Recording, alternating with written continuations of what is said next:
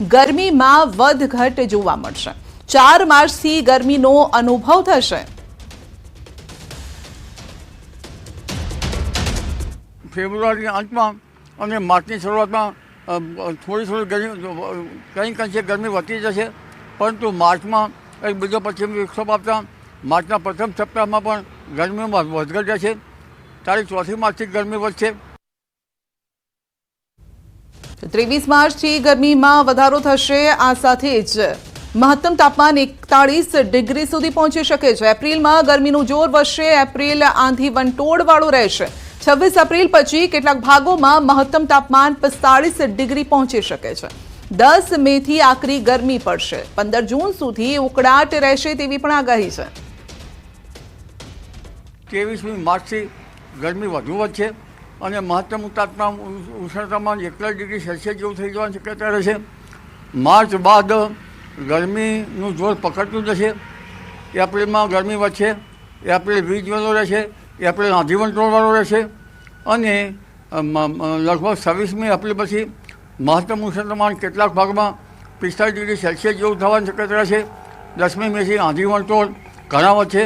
Dholka રજકણ Iran તરફથી કાલી આંધી આવવાની શક્યતા રહેશે અને 10મી મેથી પણ ગરમી આકરી ગરમી પડશે।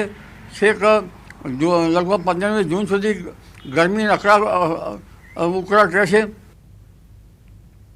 તો 8 જૂનથી દરિયામાં પવન પણ બદલાશે। અરબી સમુદ્રમાં સાયક્લોનની શક્યતા છે।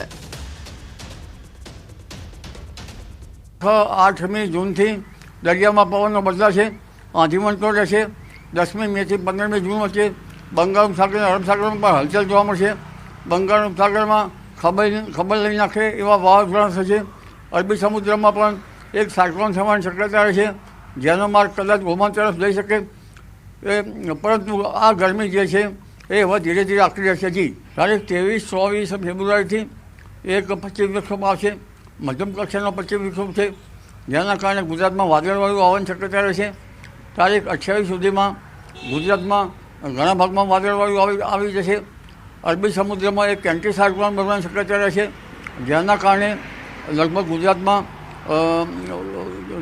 જે માવઠું છે અથવા તો એની ગતિવિધિ છે એનો અવરોધરૂપ રહેશે।